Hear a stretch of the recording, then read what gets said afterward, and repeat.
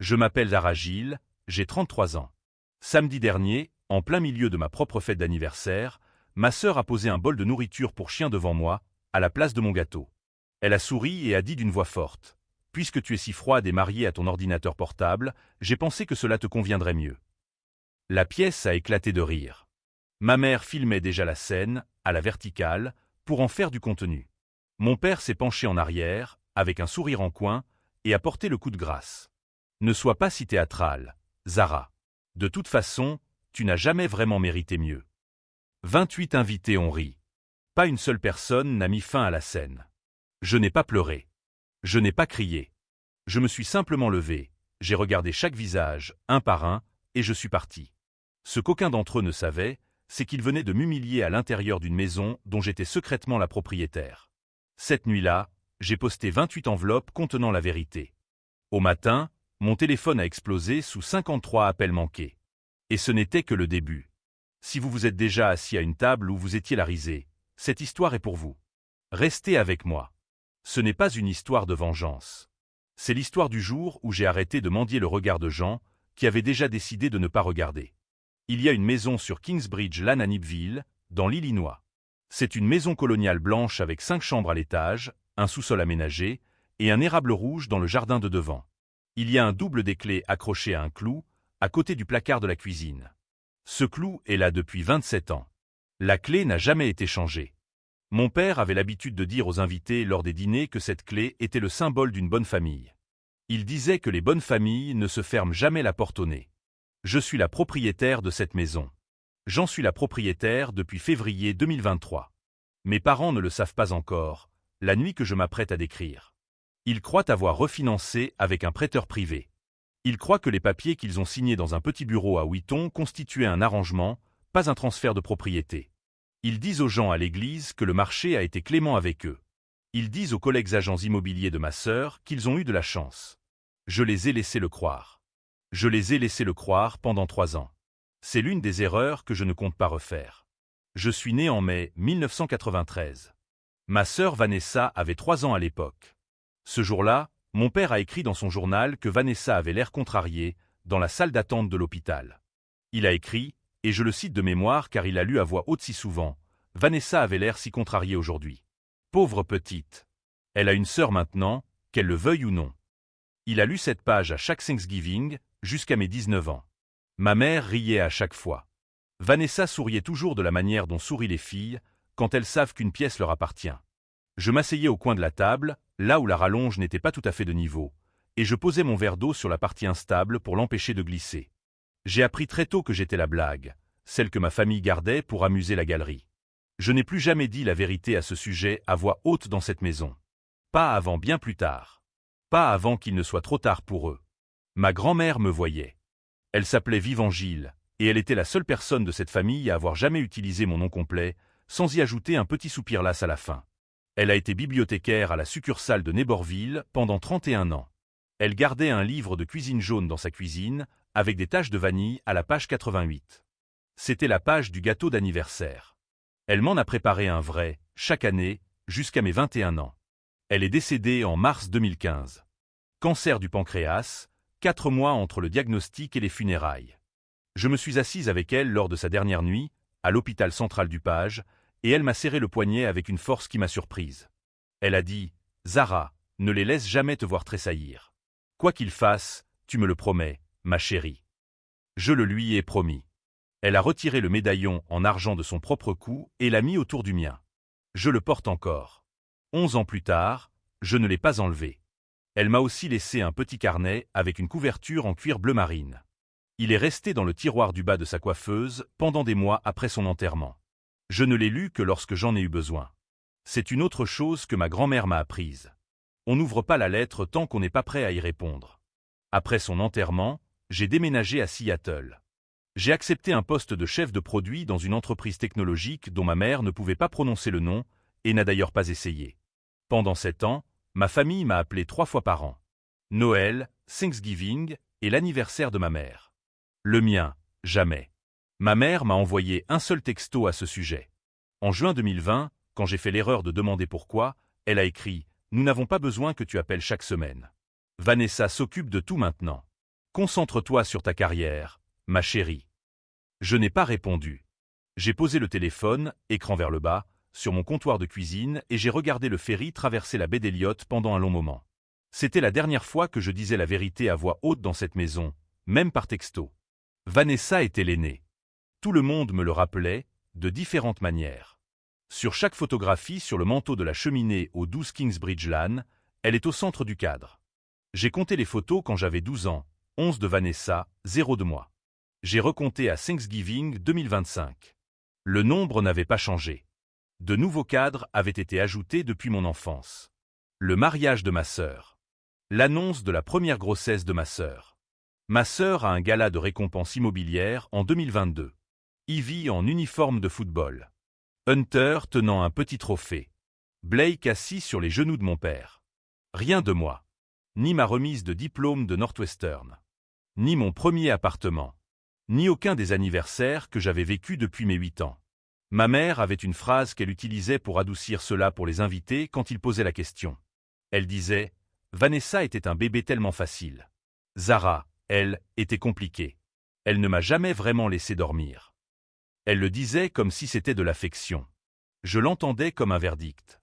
Vanessa a épousé un homme nommé Bradley Callahan en juin 2015, 3 mois après la mort de ma grand-mère. Bradley était ingénieur en structure à l'usine Boeing d'Aurora. Il était stable, il était calme, et mon père a décidé, dans la première heure de leur rencontre, qu'il était le fils qui manquait à la famille. Je me souviens d'être debout dans la salle de réception, dans une robe verte qui ne m'allait pas bien, et d'entendre mon père dire ces mots à un homme que je venais de rencontrer. Le fils que je n'ai jamais eu. Il l'a dit 3 fois en 2 ans. Il l'a dit devant moi à chaque fois. Vanessa a donné des petits-enfants à mes parents. Ivy est arrivée en 2016. Hunter est arrivé en 2018. Blake est arrivé en 2021. Mon père a construit une petite étagère à trophées dans son bureau pour les récompenses de football d'Ivy. Il n'y a rien sur cette étagère de mes années à Northwestern. Il n'y a rien sur cette étagère de ma carrière. Il y a seulement Ivy, qui a 9 ans, et une petite coupe en argent qui dit « Champion de district 2024 ».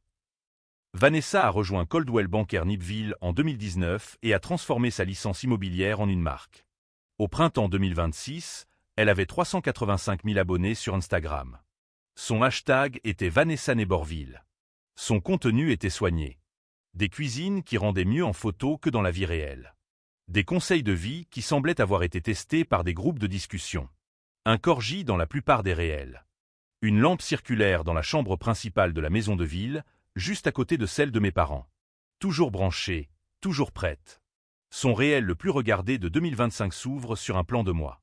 Je ne l'ai jamais regardé. Ma mère m'a envoyé le lien 2 fois. Je n'ai pas cliqué. Il y a des choses que l'on n'a pas besoin de voir pour savoir ce qu'elles sont. La famille avait un langage pour moi à cette époque. Froide, obsédée par sa carrière, mariée à ses feuilles de calcul, mariée à son ordinateur portable, pas assez chaleureuse pour être avec les enfants de Vanessa, selon un texto que ma mère m'a envoyé en novembre 2025. « S'il te plaît, réfléchis à l'image que tu renvoies », a-t-elle écrit. J'y ai réfléchi. J'y ai réfléchi pendant des années. C'était tout le problème. Ivy m'a laissé un message vocal en décembre 2025. Elle avait 8 ans et demi. Elle m'a invité à sa pièce de théâtre scolaire à l'école primaire Kingsley. Elle a dit « Tati Zara, j'ai une réplique et je veux que tu l'entendes ». L'invitation n'est jamais parvenue à la conversation de groupe de la famille. Ma mère a dit plus tard que Vanessa avait oublié de le mentionner. J'ai quand même fait le trajet depuis le centre-ville de Neborville. Je me suis assise au dernier rang. Ivy ne m'a pas vu avant l'entracte, quand je me suis levé pour partir. Elle m'a fait un signe de la main. Je lui ai répondu. Ma mère ne savait pas que j'étais là. Ma sœur non plus.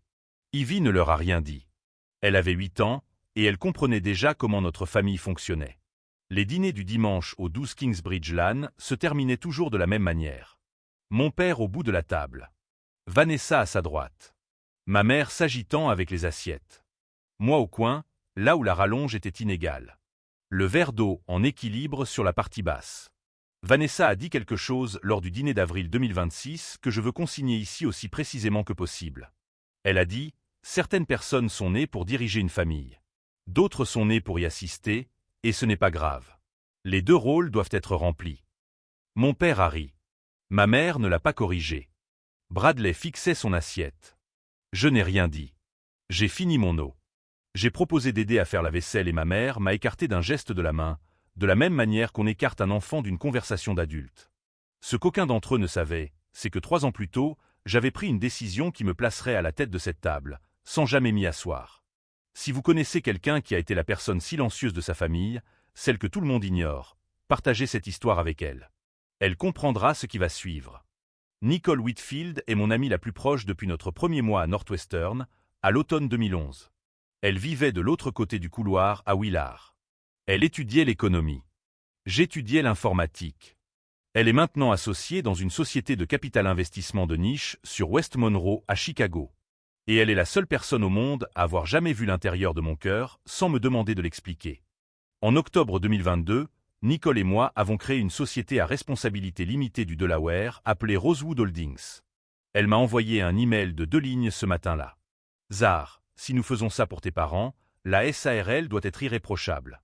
Aucun lien traçable avec le nom Gilles, et tu dois me promettre que tu ne leur révéleras pas qui en est le véritable propriétaire.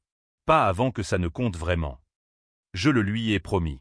Le certificat de constitution, d'un jaune pâle, est conservé dans un coffre-fort ignifuge de mon appartement sur Washington Street. Il n'a jamais quitté le coffre-fort. La raison pour laquelle nous l'avons créé en octobre est la raison que je dois expliquer maintenant. Mon père a perdu son emploi en août 2022. Il avait 58 ans. Il avait été vice-président du marketing dans une entreprise de distribution alimentaire à Elk Grove Village pendant 19 ans. L'entreprise a fusionné avec une plus grande société de l'Ohio. Il a été licencié un mardi matin, avec une poignée de main et une enveloppe d'indemnité qui s'épuiserait en 7 mois. Il ne l'a pas dit à ma mère pendant 2 semaines. Quand elle l'a découvert, elle a cessé de dormir. Le 12 août, un avis de saisie immobilière est arrivé au 12 Kingsbridge Lane par courrier recommandé. Du papier rose. Les coins gondolés par l'humidité de la cuisine. Le solde de l'hypothèque était d'environ 540 000 $. Ils avaient manqué 3 paiements. Ils avaient 60 jours. Ma mère m'a appelé à 23h52 cette nuit-là. Elle a laissé un message vocal que je n'ai jamais effacé. « Zahra, ma chérie, nous avons 60 jours. Ton père ne veut pas me parler. Je ne sais pas quoi faire. Je ne peux pas perdre cette maison. » Je l'ai écouté une fois à Seattle, puis je l'ai rappelé. Je ne lui ai pas dit ce que j'allais faire. J'ai seulement posé une question. « Envoie-moi le numéro de prêt, maman. Je vais trouver une solution. » Je suis rentré à la maison le week-end suivant. J'ai retrouvé Nicole à Chicago un samedi matin, dans un café sur Milwaukee Avenue. Nous avons passé l'après-midi dans la salle de conférence de son cabinet avec une avocate en droit immobilier nommée Hélène Rowe, d'un petit cabinet de Wheaton appelé Whitfield & Rowe. Aucun lien de parenté avec Nicole. Cette coïncidence, je ne l'ai pas choisie. C'était le seul coup de chance de tout le plan. Le 14 février 2023, mes parents se sont rendus au bureau d'Hélène Rowe à Wheaton. Hélène leur a expliqué l'arrangement en anglais simple, lors d'une conversation de 40 minutes autour d'une table de conférence en noyer. Ils signaient un acte de vente notarié transférant la propriété du 12 Kingsbridge Lane à Rosewood Holdings LLC. En échange, Rosewood rembourserait immédiatement le solde de l'hypothèque de 540 000 $. Il resterait dans la maison en tant que locataire, avec un loyer inférieur au marché de 2 850 $ par mois, ce qui était moins que ce qu'il payait pour l'hypothèque. Mon père a signé sur 6 lignes. Sa main a tremblé à la 4e signature et s'est stabilisée à la 5e. Il n'a pas regardé ma mère. Ma mère n'a pleuré qu'une fois dans la voiture. Sur le chemin du retour, ma mère a dit à mon père « Nous appellerons ça un refinancement. Quand les gens demanderont, dis simplement que nous avons refinancé. » Il a hoché la tête une fois. Il n'a pas discuté. Au cours des 3 années qui ont suivi, aucun d'eux n'a plus jamais utilisé le mot acte, transfert ou Rosewood dans une conversation que j'ai pu entendre. Ils l'ont réécrit pour eux-mêmes. Ils l'ont appelé un arrangement hypothécaire privé. Ils ont dit à ma sœur que c'était un ami de la famille. Ma sœur a accepté l'explication parce qu'elle n'a jamais posé les questions de suivi qui l'auraient fait s'effondrer.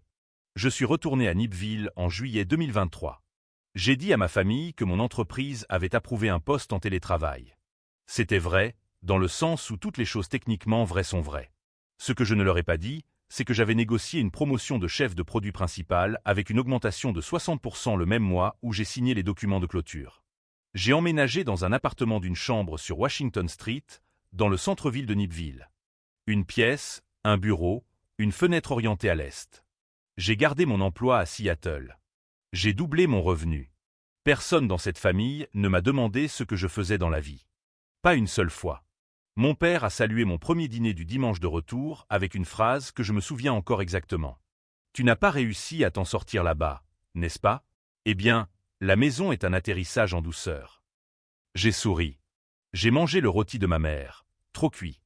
Je me suis assise au coin inégal. J'ai équilibré mon verre d'eau. En août 2023, ma sœur et Bradley ont commencé à se plaindre qu'ils devaient vivre plus près de mes parents pour aider à la garde des enfants. La maison de ville voisine, au 14 Kingsbridge Lane, a été mise en vente une semaine plus tard. Ma mère a suggéré une solution à Vanessa lors du dîner du dimanche. Elle a dit « Nous pouvons aider.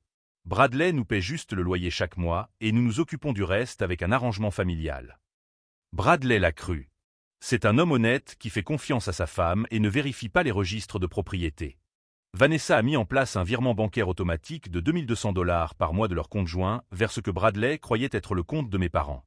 En réalité, ce compte allait directement à Rosewood Holdings. Rosewood avait acheté le 14 Kingsbridge Lane début août. Rosewood était le propriétaire.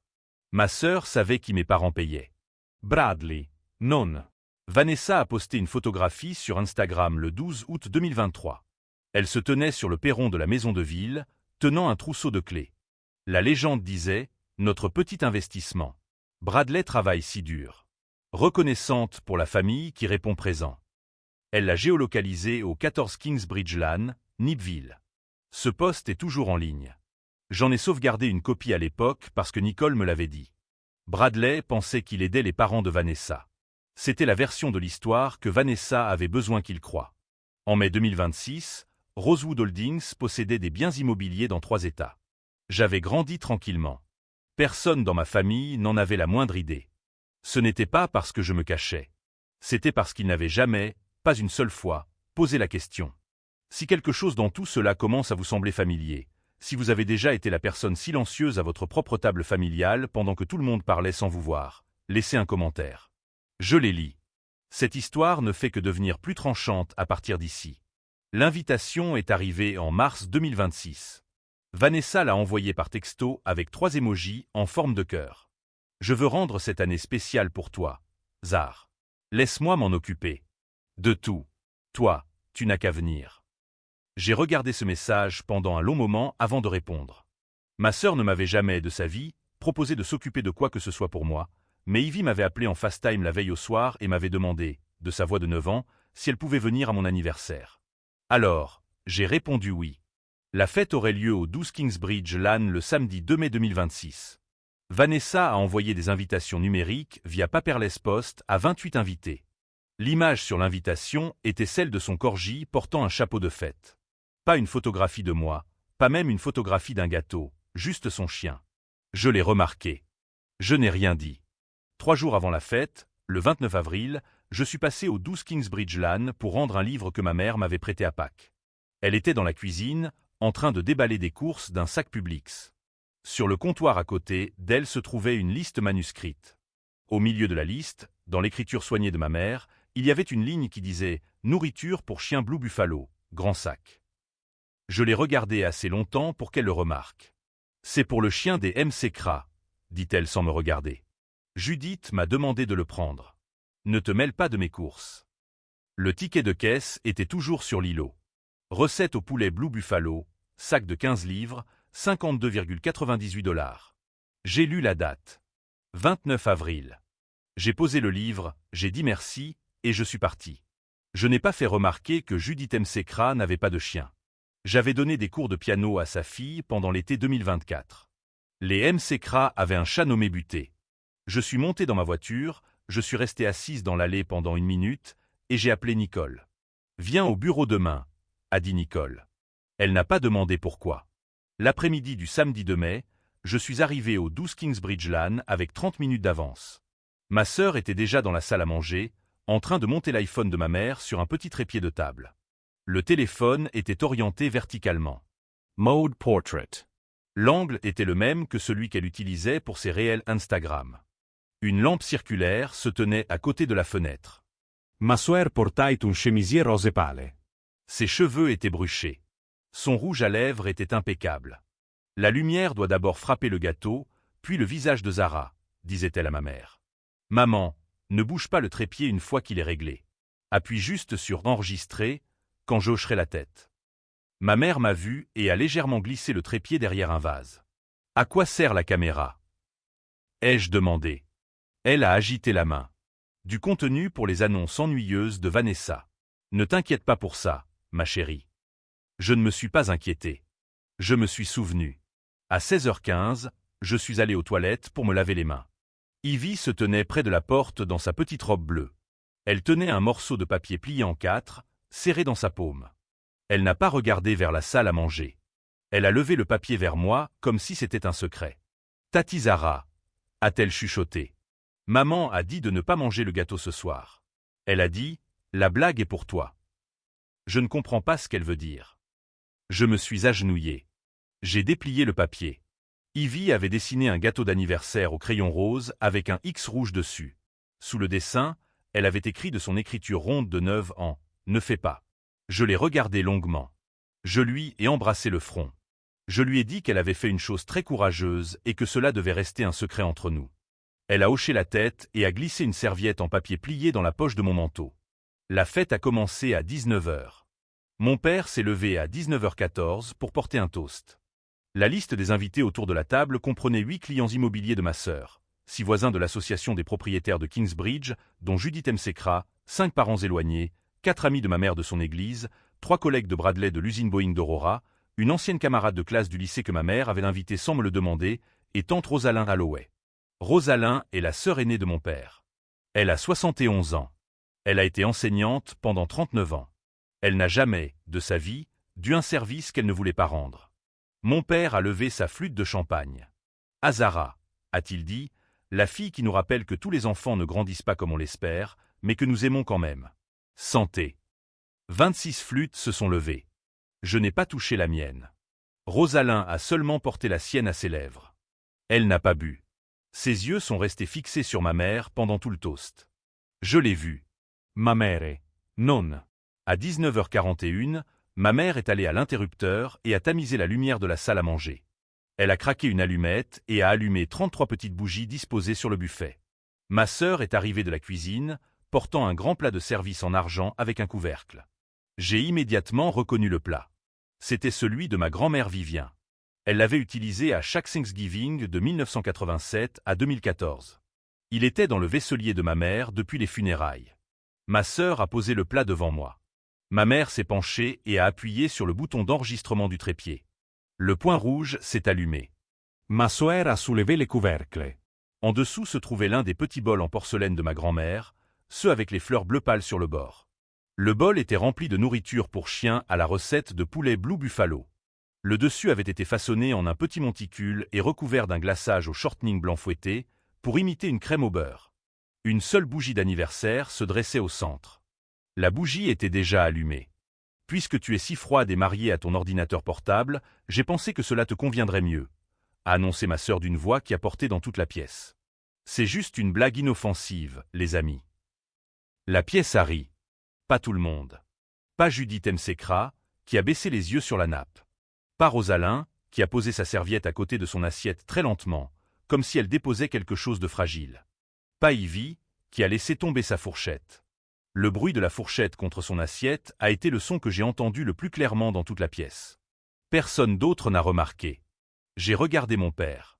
J'ai soutenu son regard. « Ne sois pas si théâtrale, Zara, » dit-il avec un sourire en coin. « De toute façon, tu n'as jamais vraiment mérité mieux. C'est une blague. » Ris. Ma mère, de derrière le téléphone, a dit « Dis quelque chose pour la vidéo, ma chérie. Allez, donne-nous une réaction. » Je ne lui ai pas donné de réaction. J'ai mis la main dans la poche de mon manteau. Mes doigts se sont refermés sur la serviette pliée qu'Ivy y avait glissée 3 heures plus tôt. À l'intérieur de la serviette, enveloppée dans du film plastique et scotchée avec un petit morceau de ruban adhésif, se trouvait un morceau de gâteau à la vanille de 2 pouces. Sur une note, de l'écriture d'Ivy, il y avait les mots « Vrai gâteau. C'est moi qui l'ai fait. Joyeux anniversaire, Tati Zara. » J'ai fermé la bouche. Je n'ai pas pleuré. Je n'ai pas laissé la pièce avoir cette satisfaction. Je me suis levé. J'ai doucement repoussé ma chaise. J'ai pris mon sac à main. Je n'ai pas touché à la nourriture pour chien. Je n'ai pas touché au champagne.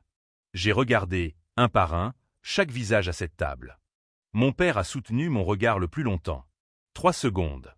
Ma mère filmait toujours à la verticale. Ma sœur souriait toujours. Bradley fixait son verre. Judith fixait la nappe. Rosalind me regardait droit dans les yeux. Et elle n'a pas détourné le regard. Je suis sorti de la salle à manger. Je suis sorti par la porte d'entrée. J'ai descendu le chemin de briques jusqu'au trottoir où ma voiture était garée. Rosalind aimait suivi. Elle s'était excusée brièvement auprès de ma mère.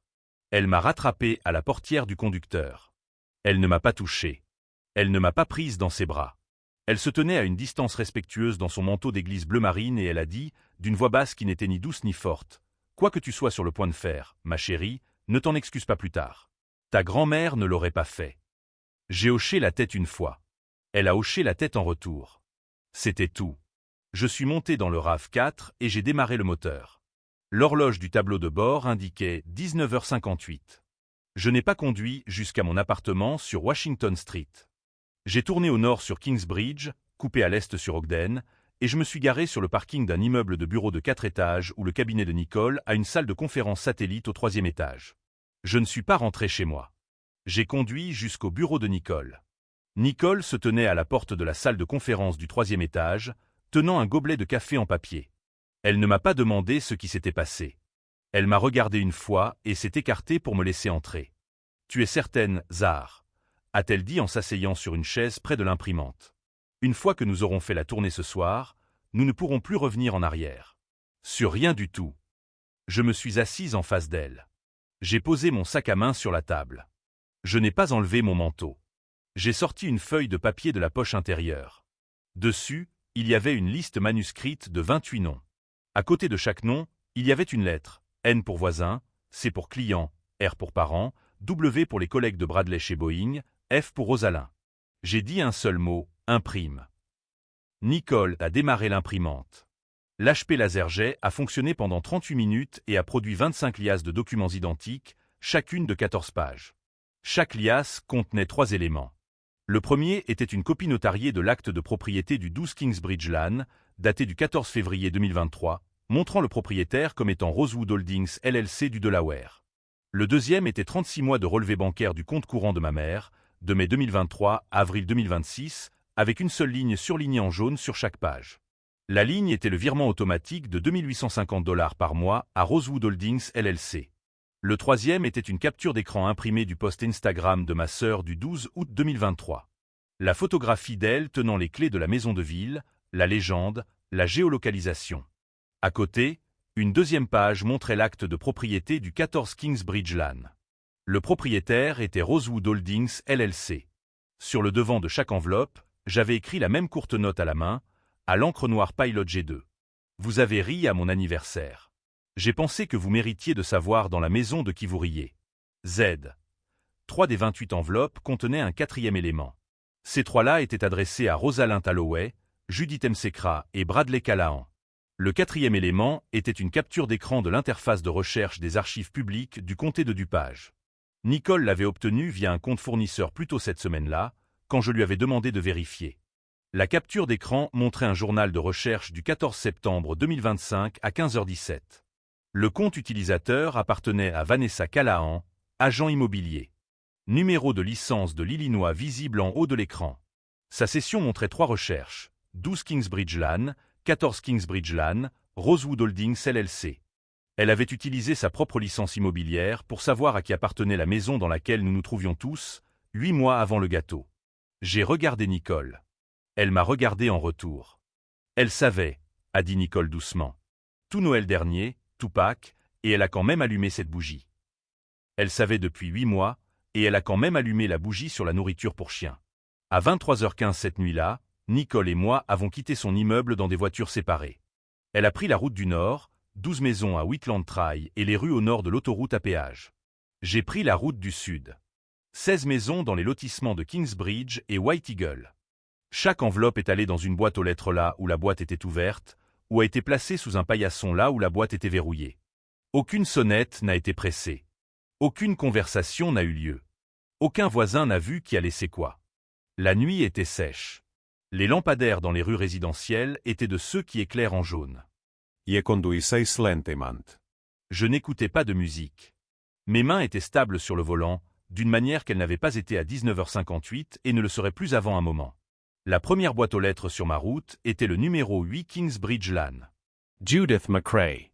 Sa boîte aux lettres était verrouillée. J'ai placé l'enveloppe sous sa porte d'entrée, poussé à mi-chemin pour qu'elle la voie le matin en ouvrant la porte pour le journal. Je ne me suis pas attardé. Je n'ai pas regardé en arrière. Vers 3 heures du matin, en conduisant entre les 2 dernières maisons de ma liste, j'ai dit doucement au siège passager vide, c'est la dernière chose que je leur dois. Pas une explication, pas une dispute, juste la vérité livrée par quelqu'un qui ne se soucie pas d'être cru. À 4h20, je suis entré dans mon appartement sur Washington Street. J'ai rempli un verre d'eau froide et je l'ai bu, debout près de l'évier. J'ai posé mon téléphone, écran vers le bas, sur la table de chevet. Je me suis allongé sur les couvertures, toujours habillé. Je me suis endormi sans mettre de réveil. Je ne savais pas qu'à 5h12 le lendemain matin, la porte d'entrée de Judith Msekra s'ouvrirait pour la première fois. Judith Msekra a 68 ans. Elle est vice-présidente de l'Association des propriétaires de Kingsbridge depuis 14 ans. Elle se lève tôt le dimanche parce qu'elle arrose ses orchidées avant que le soleil ne frappe le rebord de la fenêtre orientée à l'ouest. Son habitude ce matin-là était la même que n'importe quelle autre. Elle a tourné le pendormant de sa porte d'entrée à 5h12 et l'enveloppe que j'avais poussée dessous est tombée sur son carrelage. Elle l'a emportée dans la cuisine. Elle s'est assise à l'îlot où son café était déjà prêt. Elle a ouvert l'enveloppe. Elle a lu l'acte de propriété. Elle a lu les relevés bancaires. Elle a lu la capture d'écran d'Instagram. Elle a lu ma note. « Oh, mon Dieu !» dit-elle doucement à personne d'autre qu'à ses orchidées. Son café a refroidi. Elle ne l'a pas bu. Elle a ouvert la conversation de groupe de l'Association des propriétaires sur son téléphone. À 5h26, 12 des 34 membres de la conversation de groupe avaient répondu. Marsha H., qui vivait en face des Msekra sur Kingsbridge Lane, a écrit « J'en ai eu une aussi. Est-ce que c'est vrai ?» Doug P., qui vivait 2 maisons plus loin et travaillait comme assistant juridique, a écrit « Cet acte est légitime. Je l'ai vérifié sur le site du registraire du comté. Rosewood Holdings possède à la fois le 12 et le 14. » Judith a répondu « Les Gilles ne sont pas propriétaires de leur maison. Voilà l'histoire. » À 6h du matin, des captures d'écran de l'acte avaient sauté de la conversation de groupe de l'association à 3 fils de discussion différents sur Facebook Messenger. L'un de ces fils était le Nipville Mom Squad, un groupe Facebook privé de 14 300 membres. À 6h30, quelqu'un dans le groupe des mères avait lié l'histoire à la vidéo TikTok de ma sœur de la veille au soir, qui avait été mise en ligne à 21h50 de la veille avec la légende POV, blague d'anniversaire à ma sœur, et 2 émojis. À 6h du matin, ce TikTok avait 41 000 vues. À 6h30, le commentaire le plus populaire était « Ce n'est pas une blague. C'est du harcèlement. Regardez son visage. » À 6h40, quelqu'un avait posté « N'est-ce pas la dame de Coldwell Banker ?» Je signale. À 6h50, un compte anonyme avait épinglé un commentaire qui disait « Demandez-lui dans la maison de qui elle a filmé ça. » À 6h03, Bethany Ashcroft, la directrice de la succursale de Coldwell Banker Neighborville, a envoyé un texto à ma sœur depuis son téléphone personnel. Ne réponds pas aux médias. Ne poste plus rien. Retire le TikTok. Bureau 8h30 demain matin. Apporte ton téléphone professionnel. Ton téléphone personnel aussi. Bethany ne lançait pas une enquête de conformité un dimanche. Elle faisait de la gestion de crise. Elle avait une Judith Msekra dans ses contacts et Judith lui avait transmis l'acte à 5h41. Bethany avait aussi vu la vidéo. Elle avait vu le nombre de vues. Elle avait vu 218 commentaires taguant déjà le compte d'entreprise de Coldwell Banker. C'était tout ce qu'elle avait besoin de voir. Le téléphone de ma sœur était en silencieux. Son Apple Watch a vibré à son poignet à 5h41 et l'a réveillée. À 6h41, ma tante Rosalyn a appelé mon téléphone. C'était le 52e appel à atteindre ma messagerie vocale depuis 5h26. Elle a laissé un message. Macherie, c'è tante. As-tu regardé ton téléphone? Viens chez moi quand tu seras prête. Il y a du thé. Personne n'est en colère contre toi ici. J'ai ouvert les yeux à 6h46. J'ai retourné le téléphone. L'écran était une colonne de badges rouges empilés les uns sur les autres comme des blocs. J'ai fait défiler vers le bas. Puis j'ai fait défiler vers le haut. J'ai compté 53 appels manqués.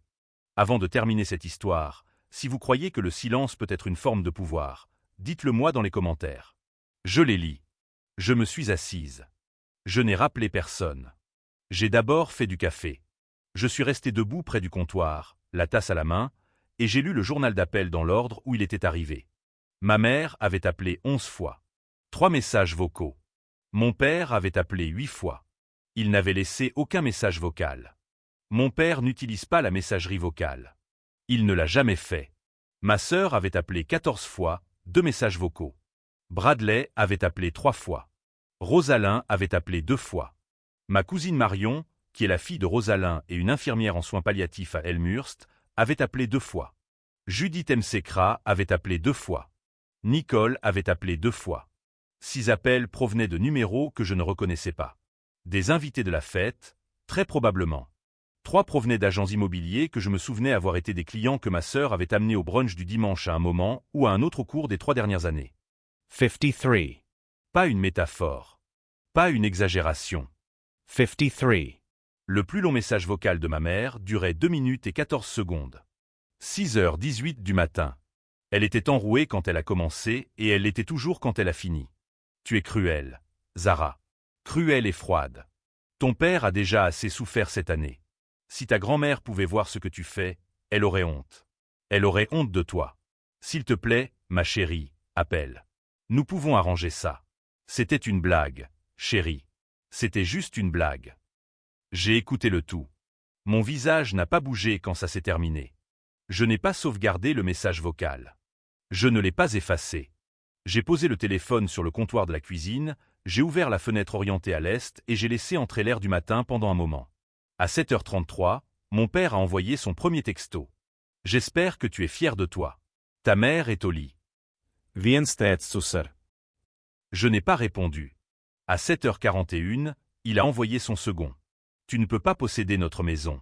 Quels que soient les papiers que tu as, ils ne sont pas réels. J'ai répondu à 7h42. 3 mots. C'est déjà fait. L'indicateur de frappe de son côté est apparu et a disparu pendant 6 minutes. Il n'a pas envoyé d'autres messages ce jour-là. Il n'en enverrait pas d'autres pendant encore 2 jours. Les 14 appels de ma sœur sont arrivés en chaîne entre 5h47 et 7h56. Ces messages vocaux ont escaladé. Le premier était de la pure fureur. Le second était des pleurs. Dans le second, elle a dit « Tu n'avais pas le droit. Tu n'avais pas le droit de me faire ça. Bethany vient de m'envoyer un texto. Comprends-tu ce qu'elle a dit? Comprends-tu ce que ma carrière signifie pour moi? Tu as tout détruit. Tout. Je suis ta sœur. » Son compte TikTok avait un avis en haut de la page à 7h du matin. Ce compte a été temporairement restreint en raison de signalements de la communauté. Son 15e appel n'était pas pour moi. C'était pour Bradley. Bradley n'a pas répondu. Bradley lisait un email à cette heure-là. Bethany lui avait transféré une copie du contenu de l'enveloppe. C'était une femme qui avait vu sa mère perdre une maison à cause d'un mauvais mariage dans les années 1980, et elle croyait que les maris méritaient de savoir les choses. Le seul appel que j'ai retourné ce matin-là était celui de Rosalyn. Je l'ai appelée à 8h04. La fille que j'ai vue à cette fête hier soir n'est pas la fille que ta grand-mère a élevée, a-t-elle dit en décrochant à la 2e sonnerie. Viens chez moi. Je veux voir la fille que ta grand-mère a élevée. Il y a du thé. Il y a du pain. Il n'y a personne d'autre ici. J'ai mis une veste légère. J'ai mis mes chaussures. J'ai pris mes clés. Sur le chemin de la maison de Rosalyn sur Chicago Avenue, le téléphone a sonné pour la 54e fois. C'était ma mère. Je n'ai pas répondu. La cuisine de Rosalyn a des rideaux jaunes à la fenêtre au-dessus de l'évier. Elle a ces rideaux depuis l'été 2007. Je le sais parce que je l'ai aidée à les accrocher en juillet, après le 60e anniversaire de ma grand-mère. Elle m'a versé du thé dans une tasse en porcelaine avec des fleurs bleu pâle sur le bord. La porcelaine de grand-mère vivant, le même motif que le petit bol que ma sœur avait utilisé la veille au soir. Elle m'a vu le remarquer. Ta grand-mère savait qui tu étais, ma chérie, a-t-elle dit. Elle a posé la tasse sur la table entre nous. Elle n'avait juste pas les mots pour le dire devant eux. Alors, elle les a écrits. Elle m'a laissé une copie. Elle a sorti un petit livre avec une couverture en cuir bleu marine du tiroir du haut du buffet. C'était le jumeau du carnet que je gardais toujours non ouvert, dans une boîte à chaussures sur l'étagère du haut de mon placard sur Washington Street. Rosalyn avait sa propre copie depuis 11 ans. Puis j'allais chercher Ivy pour l'après-midi. A-t-elle demandé. Elle ne devrait pas être dans cette maison en ce moment. J'ai dit oui. Elle a pris le téléphone fixe et a appelé Vanessa. Vanessa a répondu à la 7e sonnerie.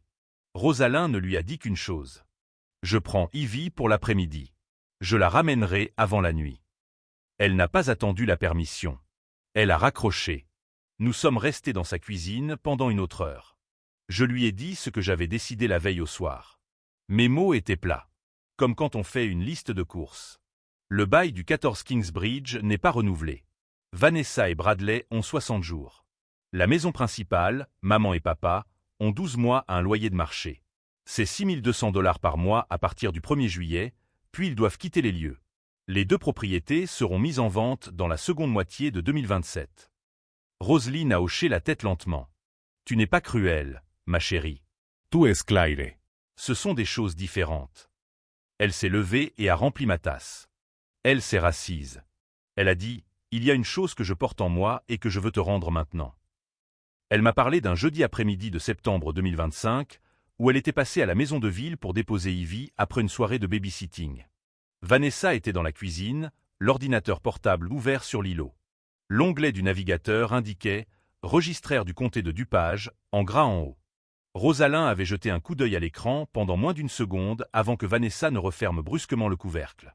Vanessa avait souri trop largement et demandé si Rosalind voulait du thé glacé. « Ah, elle a cherché ton adresse, ma chérie », a dit Roselyne. Sur son compte d'agent immobilier, 8 mois avant ce gâteau. Je l'ai vue fermer l'ordinateur portable. Elle sait à qui appartient cette maison depuis 8 mois. Elle a quand même laissé sa mère filmer. Elle m'a montré son calendrier de cuisine. Elle avait entouré le 14 septembre d'un stylo bleu et écrit « V ». Ordi fermé vite. C'était la manière de Rosalind. Elle notait les choses. Elle ne faisait pas confiance à sa mémoire pour ne pas adoucir les angles. « Prends-le avec toi », a-t-elle dit. « Montre-leur. Puis ferme la porte derrière toi. » À 15h17 le dimanche 3 mai, je me suis garé devant le 12 Kingsbridge Lane. La porte d'entrée s'est ouverte avant que je ne frappe. Ma mère se tenait dans l'encadrement, le visage enflé. Mon père était dans le fauteuil inclinable du salon. Il ne s'est pas levé. Vanessa est sortie de la maison de ville voisine 1 minute après que je sois entré. Ses cheveux étaient attachés en un chignon lâche. Elle ne portait pas de maquillage. Je ne l'avais pas vue sans maquillage depuis un réveillon de Noël en 2020. « Comment as-tu pu nous faire ça, Zara ?» a dit mon père, la voix rauque. « À ta propre famille. » Je suis resté près de la table basse. Je ne me suis pas assise. Je n'ai pas élevé la voix. Je ne vous ai rien fait, papa. J'ai fait ce que j'aurais dû faire il y a 3 ans. J'ai confondu le fait de payer pour vous avec le fait de vous sauver. Ce sont des choses différentes. Il y avait encore 3 flûtes de champagne sur la table basse de la veille au soir. Ma mère ne les avait pas lavées. La mienne était encore pleine. J'ai sorti une enveloppe Kraft de mon sac et je l'ai posée sur la table. Entre les 3 flûtes. À l'intérieur se trouvaient 3 documents. Un préavis de 12 mois pour quitter le 12 Kingsbridge Lane, un préavis de 60 jours pour quitter le 14 Kingsbridge Lane, et une copie imprimée du post Instagram de ma sœur d'août 2023, celui avec la légende « Notre petit investissement, Bradley travaille si dur » et la géolocalisation. Vanessa a parlé la première. Sa voix était trop forte pour la pièce. C'est illégal. C'est de la vengeance. Je l'ai regardé. Je n'ai pas cligné des yeux.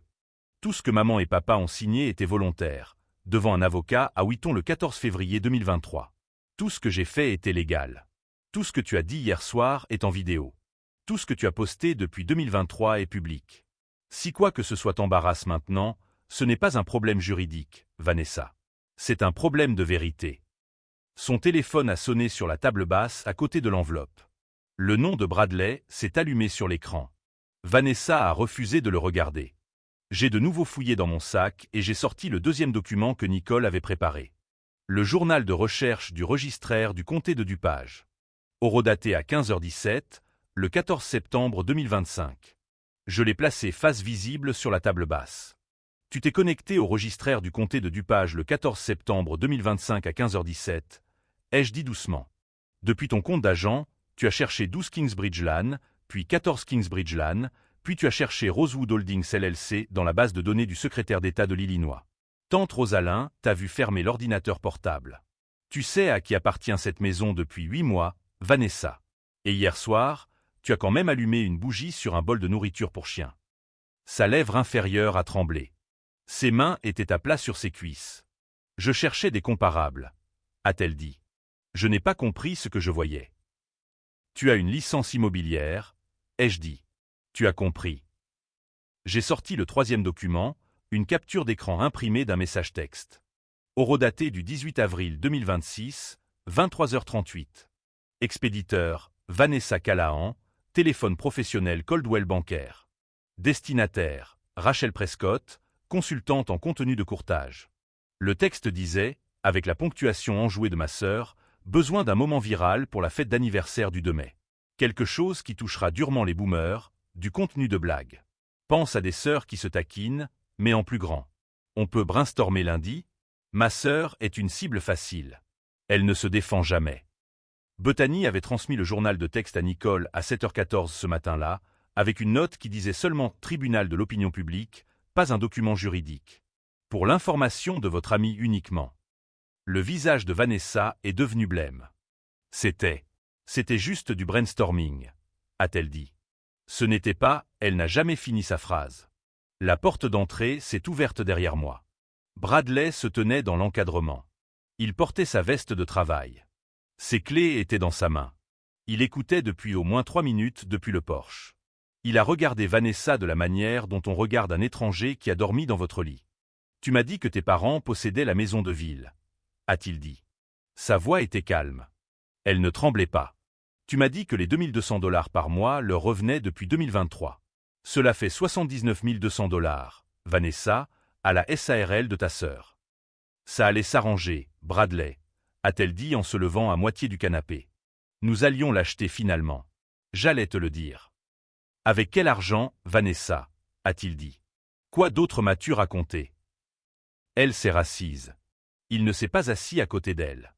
Il a traversé la pièce, a placé la clé du 14 Kingsbridge Lane sur la table basse à côté de mon enveloppe, et s'est tourné vers moi. Avez-vous besoin que je quitte la pièce? A-t-il demandé. Je peux attendre dehors. J'ai secoué la tête. Vous pouvez rester. Cela vous concerne aussi maintenant. Je me suis retourné vers mes parents. Je n'ai pas élevé la voix. Je n'en avais pas besoin. Vous avez 12 mois, maman et papa. À un loyer de marché, $6200 par mois à partir du 1er juillet. Vanessa, tu as 60 jours. Toute communication à partir de maintenant passe par le bureau de Nicole Whitfield. Pas de texto, pas de téléphone, pas de visite surprise à mon appartement. Je ne suis pas en colère. On ne me doit pas d'excuses, mais j'en ai fini. Le visage de ma mère s'est décomposé. Tu ne peux pas être sérieuse, Zara. Nous sommes ta famille. Je l'ai regardée pendant un long moment. Il y avait une partie de moi qui voulait répondre avec tout ce que je n'avais jamais dit. Il y avait une partie de moi qui voulait lui faire le discours que je portais en moi depuis l'âge de 12 ans. Je ne le lui ai pas fait. Je lui ai donné une seule phrase à la place. J'ai acheté cette maison parce que je vous aimais. C'est la dernière chose que j'ai à vous dire à tous. Je me suis retourné et j'ai ouvert la porte d'entrée. La lumière du porche était déjà allumée. Ivy se tenait sur le porche, tenant un vrai gâteau. Elle portait un petit manteau de printemps rouge, tenant une boîte de pâtisserie rose nouée d'un ruban blanc. Derrière elle, sur le trottoir, je pouvais voir la berline bleue de Rosalind au ralenti, les feux de stationnement allumés. Rosalind est restée au volant. Elle avait amené Ivy jusqu'ici et l'avait laissé faire les 4 derniers pas seule. Tati Rosie m'a laissé faire ça, a dit Ivy. Elle a levé les yeux vers moi. Ses joues étaient roses à cause de la fraîcheur de l'après-midi. C'est vanille avec de la fraise à l'intérieur. J'ai utilisé la recette du livre jaune. Tati Rosie a dit que le livre jaune était celui de l'arrière-grand-mère. Le livre jaune. Le livre de cuisine de Vivant. Celui avec des taches de vanille à la page 88. Rosalind l'avait gardé après les funérailles. Je ne le savais pas. Je me suis assise sur la marche supérieure du porche. Ivy s'est assise à côté de moi. La boîte rose s'est retrouvée entre nous.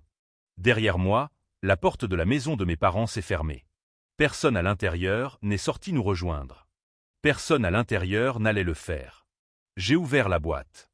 À l'intérieur se trouvait un petit gâteau rond à la vanille de 4 pouces de diamètre, avec un bord de glaçage blanc de travers qui avait clairement été fait par des mains de 9 ans. Au centre, Ivy avait écrit « Joyeux anniversaire, Tati », avec un glaçage vert qui avait légèrement bavé sur la vanille. Il n'y avait pas de bougie. Il n'y avait pas de caméra.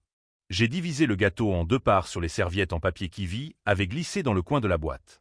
Nous nous sommes assises sur la marche et nous avons mangé. La lumière du Porsche était jaune au-dessus de nous. La rue était calme. Tati Zara, dit Ivy après un moment, la bouche pleine. Est-ce que toi et maman, ça va aller? J'ai pensé à lui mentir. Je ne l'ai pas fait. Je ne sais pas, ma chérie. Mais toi et moi, ça va aller. De ça, j'en suis sûr. Elle a hoché la tête et a regardé ses pieds. Tati Rosie a dit que je pouvais te rendre visite à ton appartement. A-t-elle dit. C'est vrai. Tous les samedis que tu veux. Apporte le livre jaune. Nous ferons quelque chose. Elle a souri. Puis c'était un grand sourire, le genre qui fait qu'un visage de neuve en prend soudainement les traits de la femme qu'elle sera à 20 ans. Elle a essuyé ses mains sur son manteau, a fouillé dans la poche de son manteau et en a sorti un vieil iPhone. Il n'avait pas de coque. Il n'avait pas de réseau. Rosalyn le lui avait donné avant qu'elle ne sorte de la voiture, uniquement pour l'appareil photo. Je peux prendre une photo de nous? A-t-elle demandé. Juste une pour ton bureau. J'ai hoché la tête. Elle a tenu le téléphone à bout de bras. Elle a compté jusqu'à 3. Elle a appuyé sur le bouton.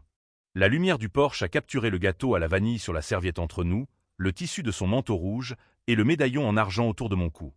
Ma grand-mère m'avait dit un jour que dans une bonne photographie, on peut voir la forme de la journée. La photo a été prise. Nous avons pris une photo. C'est tout. Rosalyn a klaxonné une fois. Ivy s'est levée. Elle m'a serré dans ses bras autour du cou pendant 4 secondes, puis elle a couru le long de l'allée jusqu'au trottoir, elle est montée dans la voiture de sa tante et elles sont parties. 2 semaines plus tard, un matin au milieu du mois de mai, j'étais à mon bureau dans mon appartement sur Washington Street. La fenêtre était orientée à l'est et la lumière était sur le bureau, de cette manière jaune particulière qu'elle a entre 7 et 8 heures du matin. Sur mon bureau ce matin-là, il y avait mon ordinateur portable, une tasse de café et un petit cadre photo en bois qui n'était pas là avant.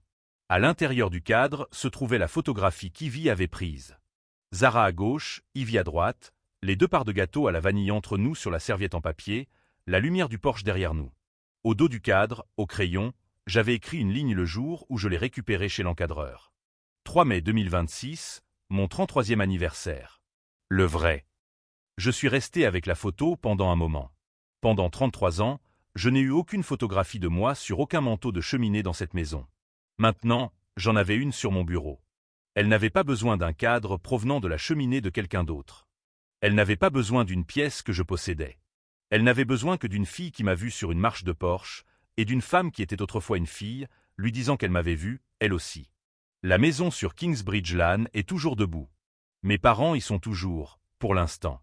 Ils seront partis d'ici juin de l'année prochaine.